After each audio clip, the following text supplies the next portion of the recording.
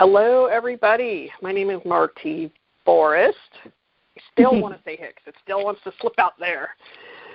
Newly married, and so Marty Forrest. My website is helloextraordinarylife.com.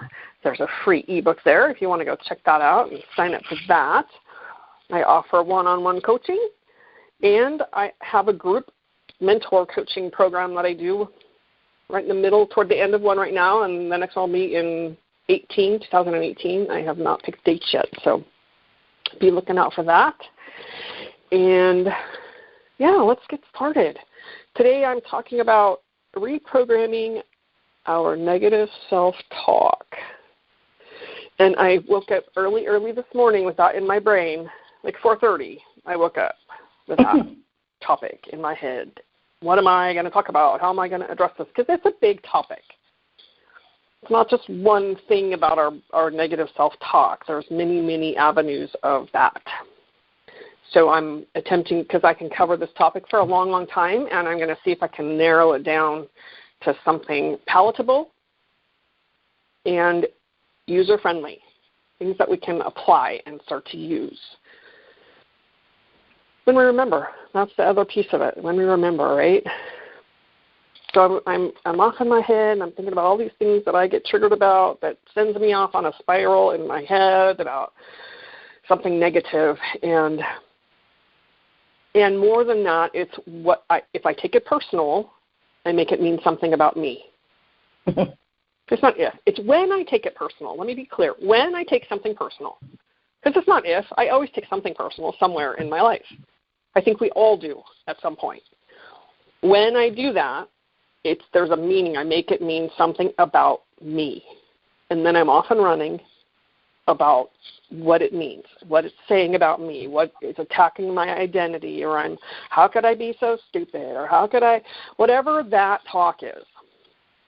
If I miss an appointment, or if I missed a phone call or forgot to call somebody back, what's the thing that we start to tell ourselves? Oh, I made a mistake. What did I learn from that? That's not my first thought usually. It's not my first thought usually. It's like, damn it, I forgot, or whatever. It happened just the other day. Somebody called me on Sunday, left me a message in the evening and said, okay, I'll talk to you tomorrow. Monday, called me in the morning. I texted her and said, hey, I'm in a meeting. And then at 5 o'clock, she texted me, and I'm like, oh, crap, I totally forgot to call her back because I'm a list maker, so that's where I drop the ball for myself. But often I will go to, oh, I'm so stupid. How could I have forgotten that? Well, I know about me. I need to write it down. That's what I know about me. If it doesn't get written down, then I am likely to forget or put it on the calendar. And then when I forget, oh, how could I be so stupid? She called me. I said I'll call her back. And then my head is off and running. Now, if I can catch that in the beginning, I can go, oh, dang it. All right, well, let me call her. I called her right then. I said, I'm so sorry. I didn't write it down. I just took ownership rather than jumping down the chute of, oh, I'm such an idiot. I forgot to call you back. I'm such a bad person, blah, blah, blah. And so there's one way that I've always gone, and now there's a new way that I'm going in the way of, I'm really sorry I forgot to call you, just owning it, right? I just owned it. I didn't make myself feel bad about it. And she was feeling bad because she felt like she was harassing me because she didn't want to bother me. There's another part of that, right? That was her stuff, but we often will do that. I don't want to bother someone because what am I making it mean? I'm not valuable. And if I keep harassing, quote unquote, them, then I become a stalker or whatever I make that mean about me. I had a conversation with a friend of mine who she'd been hiding out. She'd been isolating and was not calling us back, me and Lou. We had both called her. We both know her well. We were getting very concerned because we knew, we could feel it, that she was isolating. I'm talking to her. She said, well, she gave me all her reasons. I'm just a bad friend. And I thought, what? Like, And that's where many of us, that's where many of us will go. So I'm just a horrible person. I'm just a bad friend. I said, now here's where I want you to take note, because what I said to her is, you're not a bad friend. We all do this, right? We all have our moments of shutting people out because of whatever reason we have. We're going through something that we don't want to bother them with. I don't know what to say to them, because I've done that same thing, and I've called myself that bad friend too. Now, what I said to her was, you're not a bad friend. We all have our way of doing this. We were concerned about you. Would I say that to me? Here's my point. Would I say that to myself?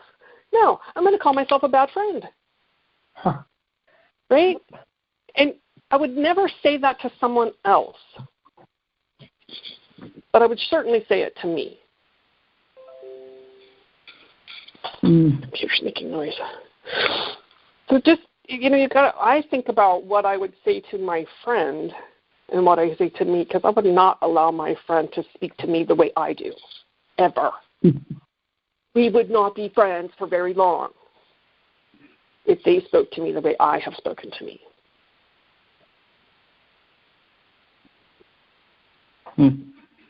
Yeah, right?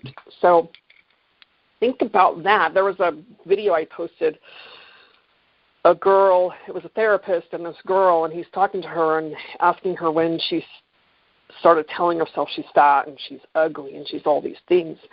And she said around whatever age, 10, I think it was. And he said, now imagine yourself over there on the couch as that 10-year-old girl. And in the video, it shows this 10-year-old girl sitting on the couch. And he said, now tell her those things. And the girl, the teenage girl, is crying. I can't tell her that. Makes me really emotional. Because she couldn't tell herself. That's her own little girl inside that lives inside of her. And she could not tell her the same thing that she tells herself when she imagined herself outside of herself. It's really, really powerful when we can step out and separate ourselves. Because if that was your child, you would never speak to them the way that you speak to yourself. There are those that do. We here on this call, listening to this recording, would not do that. It's just not that way. And if we do, it's a place to look at ourselves and go, oh, if I'm speaking that way to my child, it's definitely that reflection of me and how I'm feeling about me. And I'm taking it out or projecting it on them.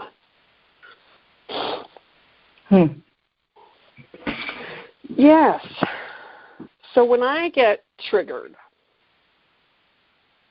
rather than running down my rabbit hole of I'm a bad person or I did something wrong or why aren't they returning my phone call or why aren't they answering my question. I have somebody that I've been asking to schedule a call, and she'll talk around it all or give me short answers to something else and not reply to my question.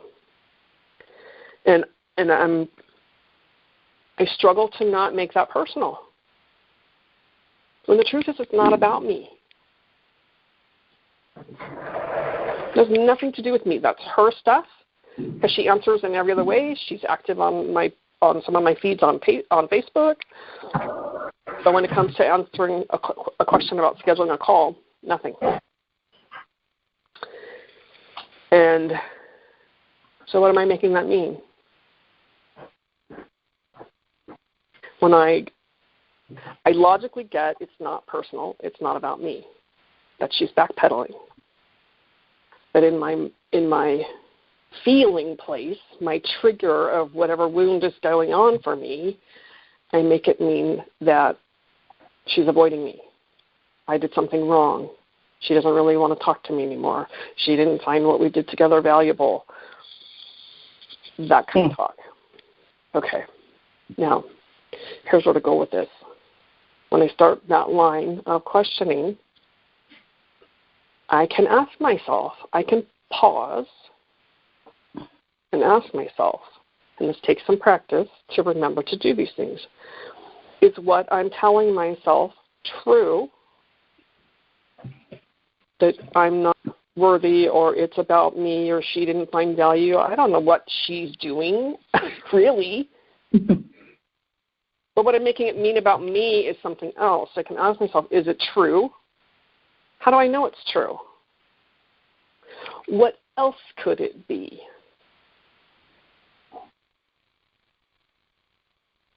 And then what do I need right here? Maybe I need to shift my focus on something else instead of worrying about what she's doing or not doing and taking it personal and something that it's a statement about who I am. Because what I make it mean is not true. It has nothing to do with my worth or my value. It has to do with whatever's going on for her.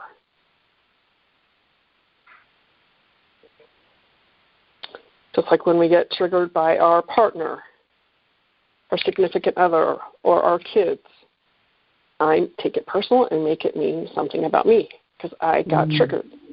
When I pause and I step out of it and I can observe it a little bit, I can ask myself, is this true? Would he ever intentionally try to hurt me? Is his statement something about my worth? Generally not. It doesn't mean we don't hurt each other's feelings. Sometimes we do. But what I know about him is that's not ever his intention. Just like if I ever hurt his feelings, that's never my intention. But we make it mean something about me personally. We are meaning-making machines. And when we can pause and not apply the meaning that we've always applied, because it's not true, then... It's Joni. Good morning. Hi, Joni. Then we can... I just lost my train of thought. Shift out of the taking it personal. And change our story about it.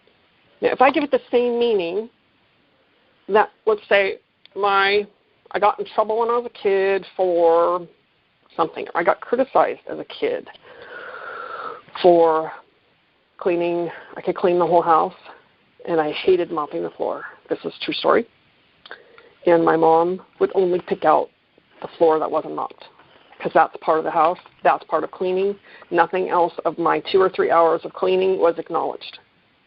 Only what wasn't done. And that happened often. I could get all A's and a B. Why wasn't that an A? Right?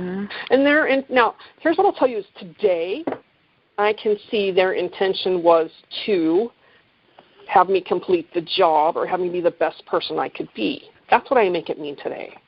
But at that time, why try? Why do anything if all I'm going to do is be criticized? So when I now fast forward to today, and when I feel that same criticism,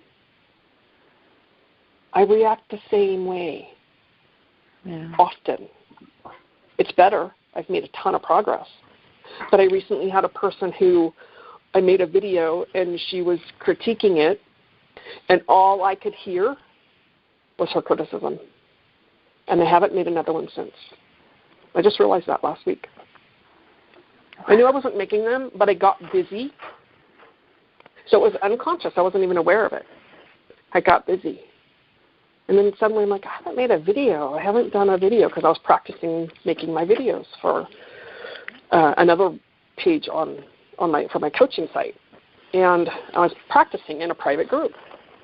And I hadn't made a video. And I went, oh, wow. But I wasn't putting all the pieces together until I started talking about it.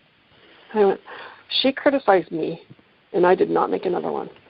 Why try if all I'm going to do is be criticized? That's a very old program. And the truth is, it didn't mean anything about me. She was really trying to help me, but all I heard was my parents criticizing me. And I stopped doing it. So now that I know that, I can go, well, what am I going to do? Am I going to lay down and let that be true, own it as the truth, or am I going to get back on the horse and keep practicing? Because I'm practicing. That's all I'm doing, making these videos. It has nothing to do with my worth or my value. All it means is she saw something about how I made my video that I didn't see. I didn't see it that way. I don't hear it that way. But she did. And maybe that has to do with how I delivered. Maybe it has something to do with her. I don't really know. But what I saw was my pattern.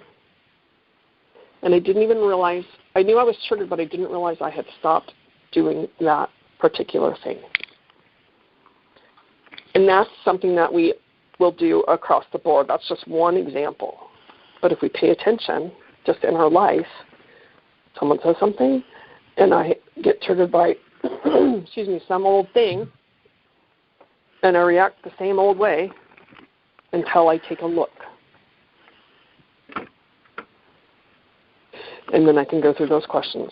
Is it true? How do I know it's true?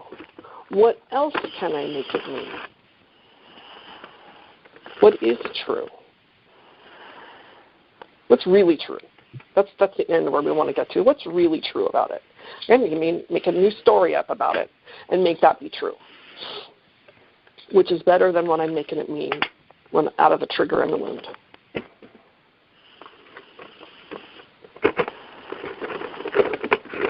So that was a lot. I'm going to stop right there. Good morning, Joni. Good morning. Are we alone? Nancy is here. Oh, great. Hi, Nancy. Hello, my dear. So how was that for you? How did that land for you? Resonate for you? Thoughts? Whew.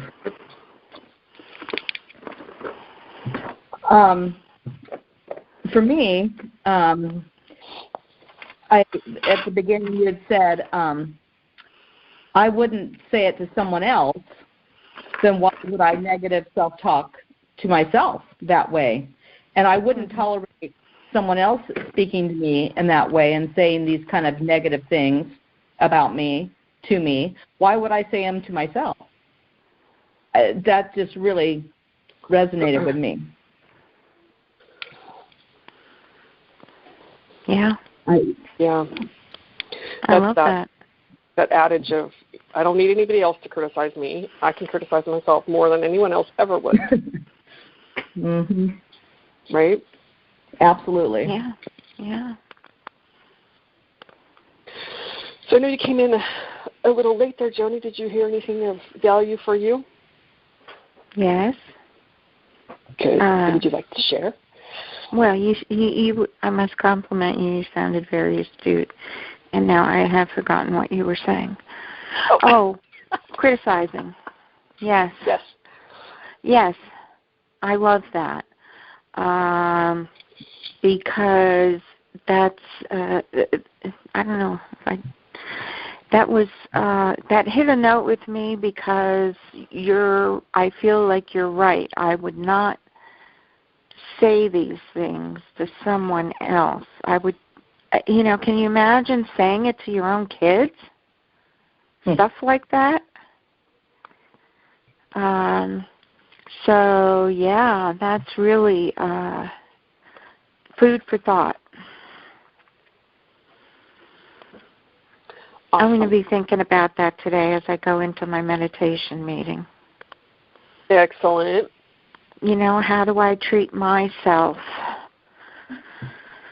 Do I treat myself the way I want to treat others?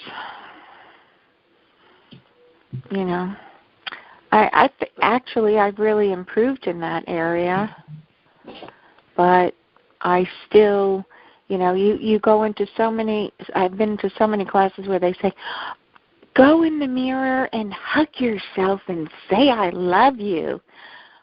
I don't think I can do that,